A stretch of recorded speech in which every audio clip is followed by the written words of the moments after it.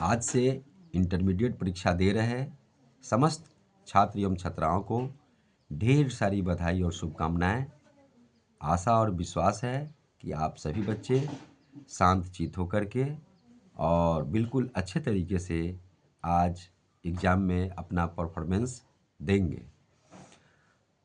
आप सभी बच्चों को एक बात विशेष मैं आज बताना चाहता हूं कि आज जो भी आपके प्रश्न पत्र मिलेंगे कि अधिकांश बच्चे जो होते हैं वो प्रश्न पत्र को ठीक ढंग से पढ़ते नहीं हैं, जिसके कारण वे बताते हैं कि हम तो लिख करके सब आते हैं, लेकिन उस प्रकार उनको नंबर नहीं मिलते हैं।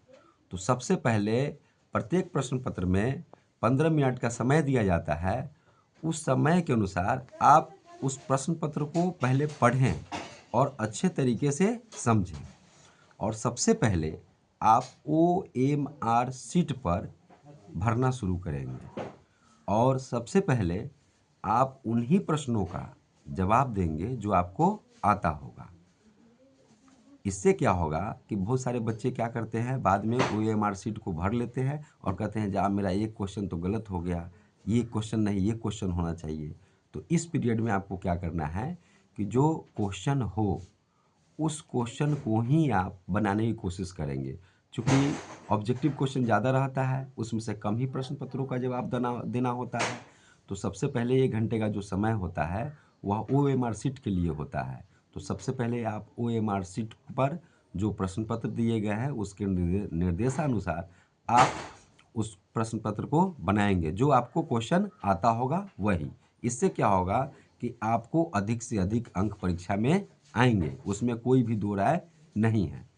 उसके बाद आप जो भी लघुत्तरीय या दीर्घोत्तरीय प्रश्न पत्र बनाएंगे तो सबसे पहले हमें पता है कि आपको सारा क्वेश्चन आंसर बनाने आता है, लेकिन जिस पर ज़्यादा आपको कॉन्फिडेंट होगा उन प्रश्न पत्रों को सबसे पहले बनाना है जो आपको अच्छे तरीके से याद होगा।